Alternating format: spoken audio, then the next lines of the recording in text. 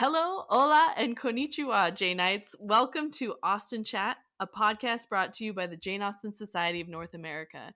I'm your host, Brecken Wood, from the Georgia region of JASNA. Today we're talking about Austen in translation, which is a topic I've been looking forward to covering for a long time. Here to share their experiences translating Austen into their native languages are Keiko Parker and Maria Biajoli. Keiko was born and raised in Tokyo, but has lived in Canada for many years. She's been a JASNA member since 1981 and coordinated the 2007 AGM in Vancouver. She has translated 5 Austen novels into Japanese: Pride and Prejudice, Emma, Persuasion, Mansfield Park, and most recently, Sense and Sensibility. And she is currently translating Northanger Abbey so she can complete the set.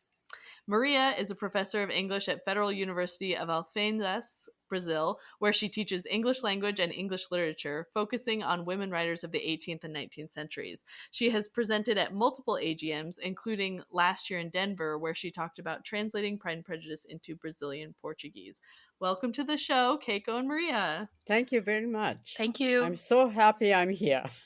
Yeah, we're very happy. Okay, so we're going to play a Jane Austen version of Would You Rather. Would you rather perform in the Mansfield Park production of Lover's Vows or perform on the pianoforte in front of everyone at Netherfield Ball?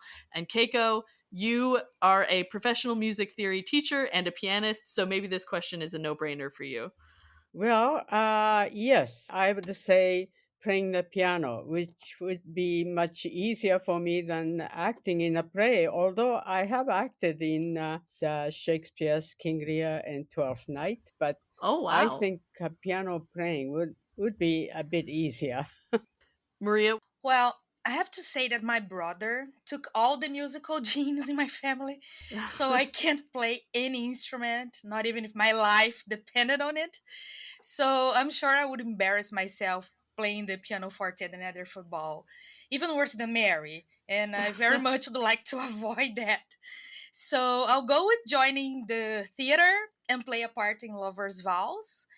I'm not an actor, I can't act either, but at least I have a good memory and will not forget all my lines like Mr. Rochworth. Yeah. And I guess it would be interesting to watch Oh, for sure. the dynamics of that group. So that will be a bonus. We're going to be talking about Brazilian soap operas later Yeah. in the episode, which I'm very excited about. And I feel like that goes along with it. Like all of the drama that's happening in Lover's Vows. Exactly. That would make a great soap opera. Yeah. Okay, so let's talk languages. Maria, in your AGM presentation, you called translating Pride and Prejudice into Portuguese a rocky road, which I know was partly to go along with the theme of that AGM, which was in Denver. But was it a difficult process? What were some of the biggest challenges? You know, it was so difficult. It was actually a lesson in humility. I mean, I was invited to do this. I didn't volunteer for it, but oh, really? Yes. But I was naive enough to think that I could do a good job because I had been studying Austen for years. So I had a good understanding of the novels. And I thought, well, that must count for something, right? But in fact, I guess it was the opposite. I mean, we know that Austen was very precise with her choice of words. We know she was ironic, she was very sharp, and that is hard to translate. People think that the biggest difficulty is when there's not the exact word you need. But in my opinion, the most difficult cases were when I had many options, because then, I mean, you can decide which word in your language is the best, you know, and that was clear from the very beginning, the first sentence. If we take the opening line in Pride and Prejudice, it is the truth universally acknowledged.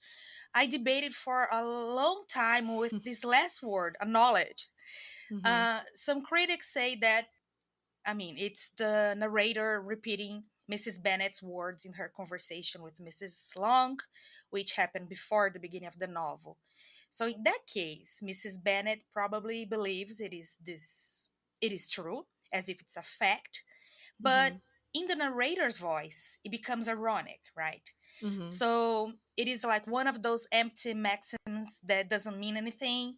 Everybody knows it as a saying, but not necessarily agrees with it or accepts it. So I had 2 or 3 different words in Portuguese that could work there, depending on if I wanted to highlight Mrs. Bennet taking it as a fact, or if I wanted to highlight the narrator mocking it. Mm-hmm. So, can you imagine having to go through that in every Line sentence? by line. Yes, having to stop to consider specific meaning every 3 or 4 words and Uh-huh. the impact of your choices. It was a little bit of a nightmare. Uh-huh. And well, there were also structures that language structures that work in English, but they sound really weird in Portuguese. So we have Mm-hmm. to adapt. And if we continue that line, a single man in possession of a good fortune must be in want of a wife. This must be in want of was a big problem in Portuguese. And I remember I tried 3 or 4 different options. At some point, I decided to go with the simple present, and I wrote something like, single man in possession of a fortune needs a wife. Mm-hmm. Then I thought that was not good enough, and I changed it to something like, he must be needing a wife, which does Mm-hmm. not work in English at all, but it does in Portuguese. And honestly, I can't tell if it was the right choice. That's the problem. You question yourself over and over again, Yeah, all the definitely. time. Okay, I assumed like before you started talking that like this would be a labor of love, but did it make you hate the book? Like or Jane Austen, like you're cursing her name for being so complicated and difficult to translate? Yeah, no, no, it was actually the opposite, I have to Mhm. say. But I mean, when I said I was naive, it's just because I thought it was going, well, I didn't think it was going to be easy, but I Mhm. thought that I would have the means to overcome some challenges. And I guess in the end, I realized that the more I knew, the more I questioned my choices. And the lesson here that is very hard to accept is that when you read a novel that has been translated, you're not reading the author's words, you're reading the translators. Mhm. So people here will read my choices. And I felt like I was letting Austen down all the Oh. time. So it was exhausting. But in Mhm. the end, it just made me admire her work even more. Yeah, what an I mean, you could maybe say that no one knows an author's work as well as a translator does, right? Because you have to think of all of those different levels and you've got multiple plates spinning at once. Yes, that's Um, true. yeah, that's incredible. Keiko, what Yes. made you want to take on the challenging project of translating Austen into Japanese, and where did you start? Okay. I'd have to first of all explain to you the difference between the Japanese and English languages. Yes, To please. start with, we skip the subject. Like if I say I go to school, uh, you skip I. Okay. And then the word order is totally contrary. So go to school, I skipped I, obviously. Go to school becomes school to go. Uh-huh. Do you see the It's difference? complicated. Yes, it's totally backwards. And then there are no plural s in Japanese. So whether there's one rabbit or 3 rabbits or many rabbits, it doesn't make any difference. It's just rabbit, Uh-huh. and you have to surmise how many there are from the context, or you can say many rabbits or 3 rabbits or 4 rabbits. So no s to be added to the word to make a plural. You Mhm. see, and then the Japanese are very conscious about the elder and younger relationship among people. Mhm. So that, for instance, there is no such word as sister in Japanese. It There are just 2 words: elder sister or younger sister. You Okay. see, and if you have to say sister in general, you have to say elder and younger sister with s in brackets, because as I said, we Right. don't use plural in Japanese. And that sort of thing goes on even with uncle or aunt. Suppose we take uncle. If he's an elder brother to either of your parents, then when you write it, it's different. We use a more respectful Chinese character for Mm-hmm. uncle than if the person is younger than your parent. So, how did you do that when Jane Austen herself doesn't necessarily tell you? Like Mr. Exactly, Gardner exactly, is. exactly. Mr. Gardiner is a good example. He's a brother of Mrs. Bennet, but it doesn't say younger or elder. And I had to figure it this way. Mr. Gardiner, his offsprings are children, younger Mm-hmm. than the Bennet girls who are teenagers. And Right. therefore, Mr. Gardiner must be younger. So I use the word young, younger brother for him. Oh my And goodness. yeah, that sort of judgment call is required sometimes. Yeah. Yes. So we've talked a lot about the barriers and what makes it difficult, but Maria, what would you say are some of the aspects of Austen's work that really resonate most with a Brazilian audience? Well, I think that first it is easy to read, at least if you translate her in a more updated language.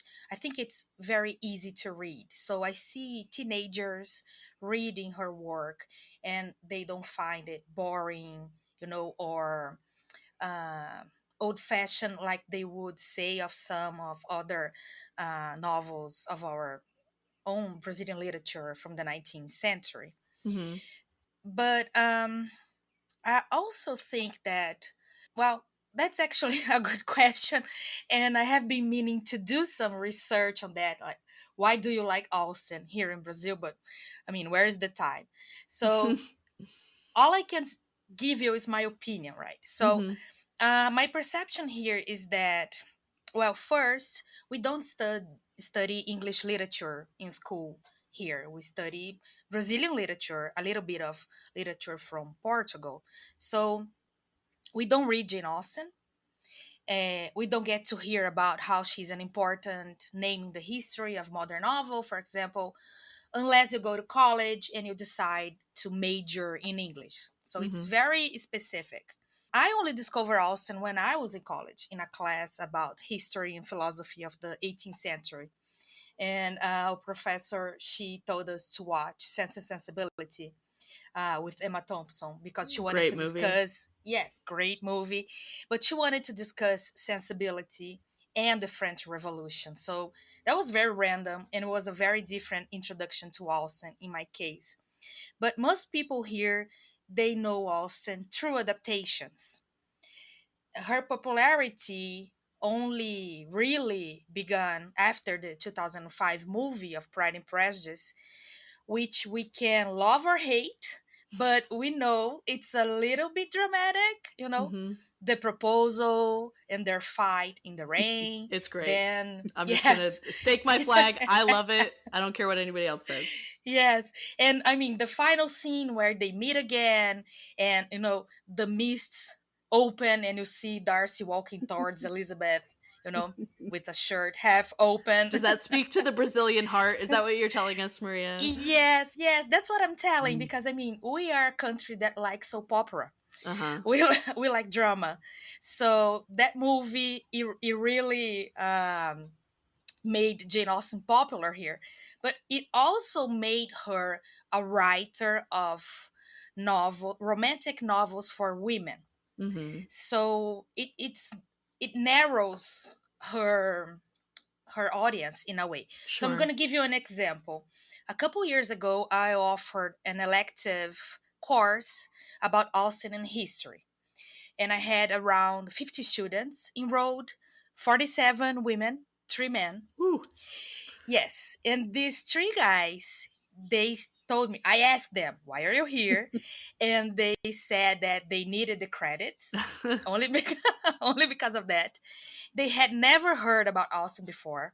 One of the guys, he was there because his girlfriend made him enroll, and no one had ever read Austen before. Mm-hmm. So I guess that classroom was a microcosm of Austen's image in Brazil.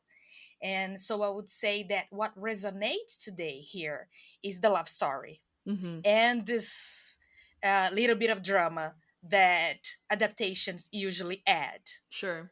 You know what? It's a starting place, and I'm okay. I'm okay if the movies are a gateway drug to people actually reading Jane Austen. Yes. Um, Yes. yeah. Okay. So, Keiko, you have translated 5 of Austen's novels into Japanese, which is an incredible feat. Does it get easier, or does each novel present its own challenges? No, not at all. Uh, I started with what I thought is the easiest, which is Emma, because I knew it so well. I love the story, so I've read it many times. So as I'm translating, I could tell what was coming next, and so on. Then I moved on to Persuasion, which I loved nearly as well as Emma. And then I went on to Mansfield Park, which was very uh, good experience for me because I came away with a great respect for Fanny Price Mm-hmm. and her rejection of Henry Crawford. And it's this big backdrop of Mansfield Park and the story and the way Jane Austen tells it is so immense and deep to match Mm-hmm. the backdrop. So I just loved it. And then after these 3, which I admire most of Jane Austen's works, I went on to Pride and Prejudice and then to Sense and Sensibility. And this Sense and Sensibility, oh, it gave me, well, I shouldn't say trouble. It was a pleasure, but in a different way. It was difficult, Mm-hmm. mainly because sometimes a paragraph lasts for one whole page, or a sentence lasts for 4 or 5 lines, and I had to think about the readability for my Japanese readers, and I cut a long paragraph into half where I thought it's most appropriate. Again, I had to use my own discretion about that. And as to the long sentence, there was no way I could reproduce it in Japanese in proper order because sometimes the fact you have to know comes after the other fact. You know what I mean? Uh-huh. Uh-huh. So I couldn't do this and do that, etc. So I had to divide up into 3 or 4 separate sentences. Mm-hmm. So actually, translating Sense and Sensibility, which came fifth, was the most difficult. So it doesn't get easier. It doesn't get easier. I That's think funny. it all depends on each novel. Uh-huh. Well, Yeah. how's Northanger Abbey going? Can you give us a peek behind the curtain? Are you having any headaches with that? Yes, I'm right now. I'm a bit bored about John Thorpe's Oh, he's the chatter. worst. Oh yes, it's a struggle to try to put it into proper Japanese. Uh-huh. I mean, men have. I talked about how I can refer to myself in 3 different ways, but Mm-hmm. men have even more ways of referring to themselves, depending on education, work, etc. Sure. So right now, I'm getting John Thorpe to use the least polite word referring to himself, but I may change that. I'm not sure. That must be fun though to have that Oh huge yeah, menu to choose from of yes. In a way, you are sort of recreating, putting your own input a lot. Mm-hmm. Yes. Yeah. No, that's amazing. Um Maria, I hinted at the beginning that we were going to talk about this, but a few years ago, you did a presentation about a Brazilian soap opera called Pride and Passion, which, side note, sounds amazing, and I need to find where to stream it immediately. So are there a lot of those kinds of adaptations of Austen's work in Brazil? You mentioned that it's a pretty recent phenomenon because of the Keira Knightley Pride and Prejudice. No, there aren't many. No, the soap opera was an exception, I guess. And for everyone that is curious and speaks Portuguese, you can watch it through the streaming of the TV channel that produced it called Globo. But I don't know if they have like subtitles in English available for those who don't speak Portuguese. But the soap opera was a success. And I had a couple of students come to me wanting to study Austen because of that. Nice. And of course, because it is a soap opera, it was very dramatic, very exaggerated, lots of plot twists that would make Austen, I don't know, either laugh hysterically or turn in her grave. For example, Emma doesn't get to marry George Knightley. Her Yes. What? How shocking. Yeah, her happy ending. Yes. And I mean, I don't know if you how familiar you are with soap operas, but the good characters in the end, they always marry. Sure. It's a rule for happy endings. Well, and Jane Austen knew yes. that rule. That was true in her time as well. Yes, I think that's why it was such a match for an adaptation. Mm-hmm. And so Emma, in the end, she marries a poor worker, someone much more like Mr. Martin. Which I thought it was hilarious, you know, but it was part of her like development of the story that she would be less Sure proud or something like that, right. you know. And I'm not sure, but I think also the audience didn't approve the relationship between an older man and quite a young girl, so the screenwriters, they changed it as well. Okay. But it is really interesting to discuss the soap opera and analyze the reception of her works. So for these students, I had to make them take a step back and read Austen, you know, again and critically, like taking, I don't know, a literary cleanse ritual, so they wouldn't be overly influenced by that adaptation. Mm-hmm. But one thing that I can mention is a very recent novel that was quite popular. Maybe it was a bestseller 2 or 3 years ago. The writer is called Karina Ricci, and she wrote a story very similar to Lost in Austen.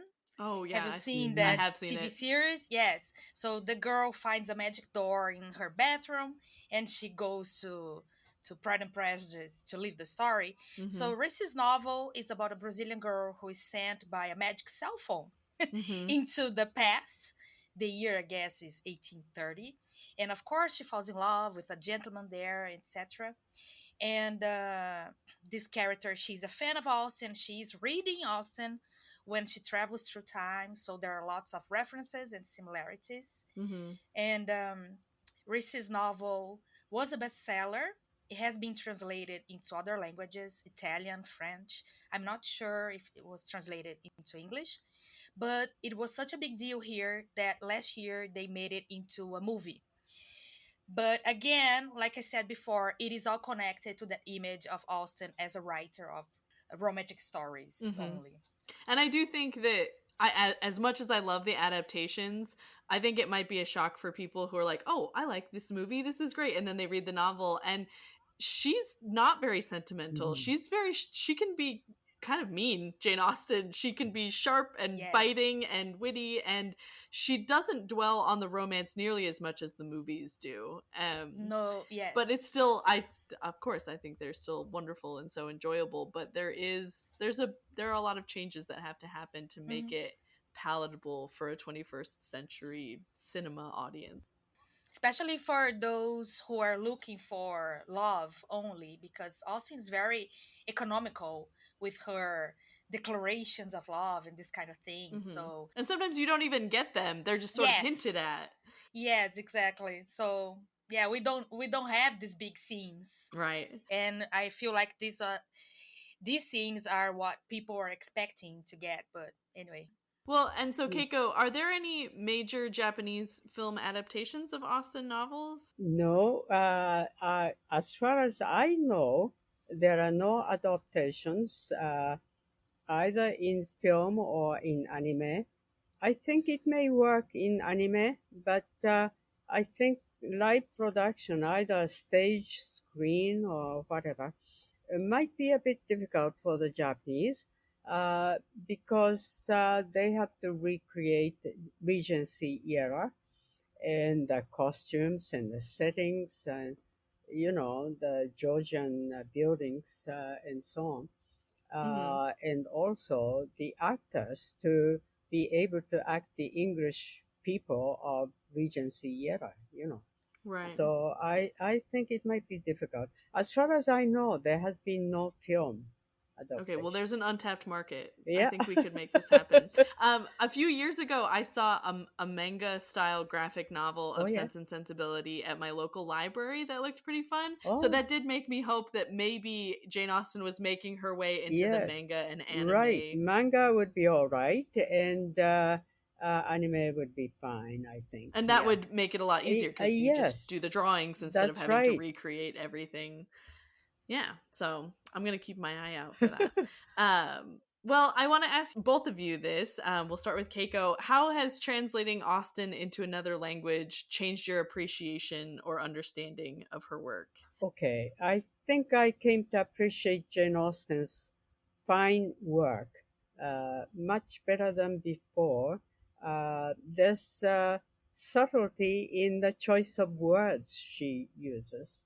Now, this Mansfield Park, the last chapter, and the narrator is remembering what happened some years ago when they were at Mansfield. They were talking about adopting Fanny Price, Mm-hmm. just to relieve the prices economically. And it says, this is the passage. When the poor little girl's coming had been first agitated, they are talking about how about bringing one of the children to Mansfield Park.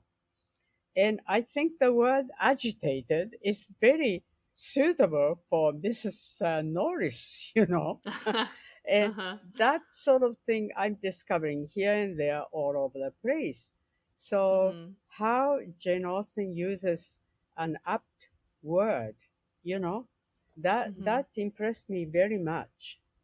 And another thing is I enjoyed her irony.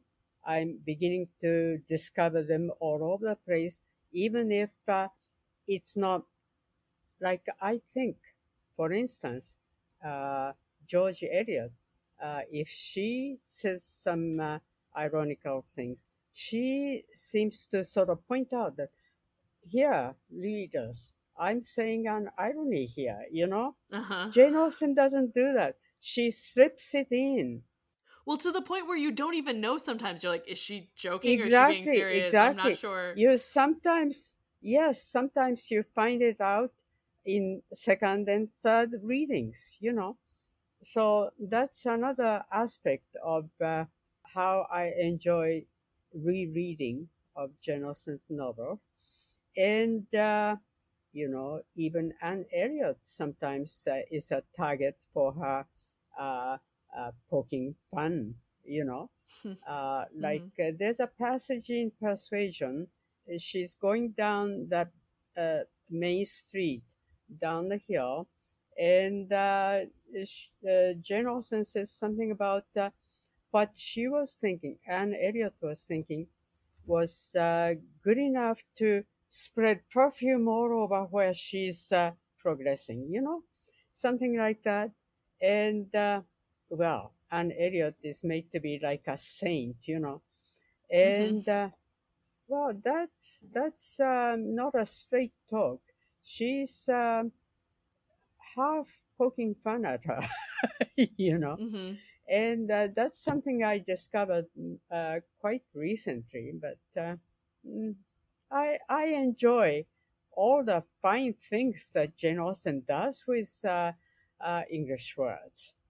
Yes. Yes. Yeah, that's amazing. Mm-hmm. What about you, Maria? How has translating Austen changed your appreciation or understanding of her?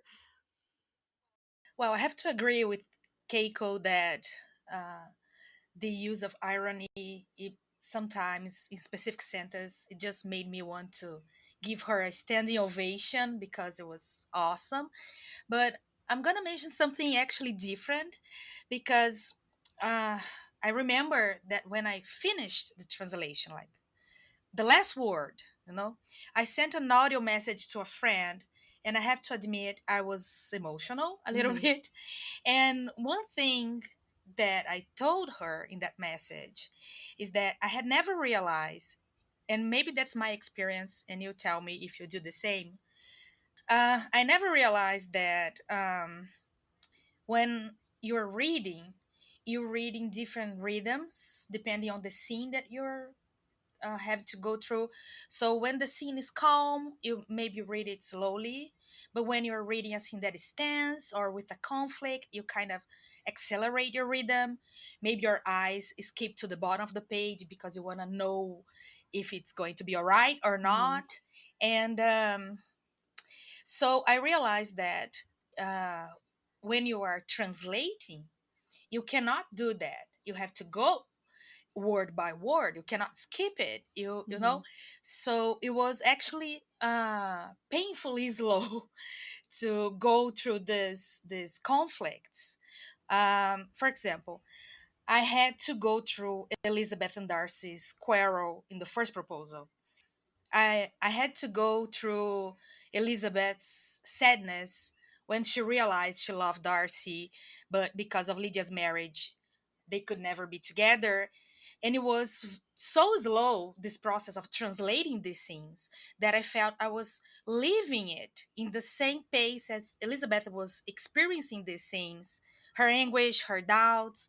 So it added a new layer of meaning to the novel. I felt myself a few times on the brink of tears, which had never before happened. And Mm-hmm. so I can say that before translating Pride and Prejudice, I was an admirer of Austen's writing because of her irony, her incredible talent for weaving together politics, history with the most private aspects of our lives.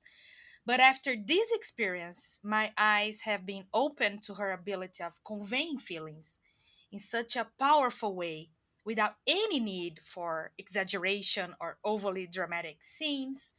So, yes, I guess translating Austen was probably one of the hardest things I have ever done, but it was also wonderful. And an opportunity to kind of live through it, right? As Yes. closely as possible. Yes. That's incredible. Thank you so much for sharing your experiences. To end, would you each read to us the famous first line of Pride and Prejudice that you guys translated yourselves? Maria, do you want to start? Sure. Just to make clear, just the first line? Yeah, the famous it is a truth universally acknowledged that a single man in possession of a good fortune must be in want of a wife. All That right. one. Okay. So, é uma verdade universalmente reconhecida que um homem solteiro, de posse de uma vasta fortuna, deve estar precisando de uma esposa. Awesome. Keiko? All right. 全世界にいつどこでも通用する真理はといえば、独身で大金持ちの青年は妻を求めているに違いないということである。I love it. This has been so fun. Thank you guys so much.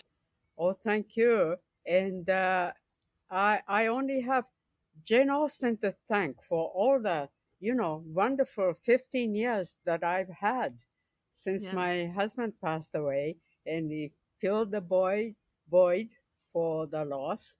And it's been such a meaningful years for me. Yeah, Yes. that's great. Maria, thank you so much for coming today. Thank you, and in Portuguese we say obrigada. Beautiful. ありがとうございます。All right, listeners, here's your monthly dose of JASNA news. Calling all JASNA members. Are you working on an Austen-related creative or scholarly project and need to do some research in Chawton, England?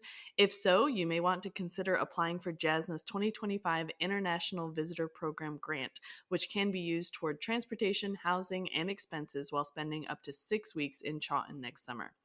Each year, JASNA offers this great opportunity to one of our members whose research requires their presence in Chawton. In addition, the international visitor works 2 days a week for Chawton House, Jane Austen's house, and or St. Nicholas Church. You don't have to be a student or an academic to apply, but you do have to be a JASNA member living in the US or Canada, and you have to be able to live in England for 4 to 6 weeks during July and August, which includes the date of the UK Jane Austen Society's AGM in Winchester. Learn more and download the application form on the International Visitor Program webpage at jasna.org/programs/international visitor. While you're there, you can also read about past IVP projects and check out the Austen-related institutions section. Completed applications must be submitted by December 16th, 2024, and the IVP committee will inform applicants of their decision by mid-February 2025. If you have any questions, please contact the committee chair, Carol Trinega, at chawtonivp@jasna.org. Now it's time for In Her Own Words, a segment where listeners share a favorite Austen quote or two. Hello, my name is Catherine Gwinner, and I'm with the JASNA International Region. My favorite quote comes from the book Pride and Prejudice. It occurs at the beginning of the novel when Elizabeth decides that she must go and visit Jane at Netherfield Park as she's fallen ill and is to remain there for a few days. And so Elizabeth decides she's going to walk and not ride a horse. And she explains to her family, quote, "The distance is nothing when one has a motive," end quote. And that is my favorite quote from Jane Austen because as a military spouse for the past 30 years, I've moved around the United States and the world multiple times. And because of this moving, I've had the good luck to travel much more often than most people have. And I'm always looking forward to exploring new locations, new cities, new countries, or new states, and meeting up with my family and friends, regardless of how far I have to travel. Hello, dear listeners. I just wanted to ask you a favor. If you've enjoyed listening to Austen Chat, please consider giving us a 5-star review on Apple Podcasts and leave a comment saying what you like about the show. The more positive reviews we get, the more people will see and hear about the podcast, and the more Austen fans we'll find to join our community. Though Emma Woodhouse may have disagreed, I side with Mr. Weston. One cannot have too large a party or too many Janeites. As a final reminder, JASNA is now on YouTube, so be sure to follow us there, as well as on Instagram and Facebook for updates about the podcast and new episodes. And if you have any comments, questions, or suggestions, please send us a line at our email address, podcast@jasna.org.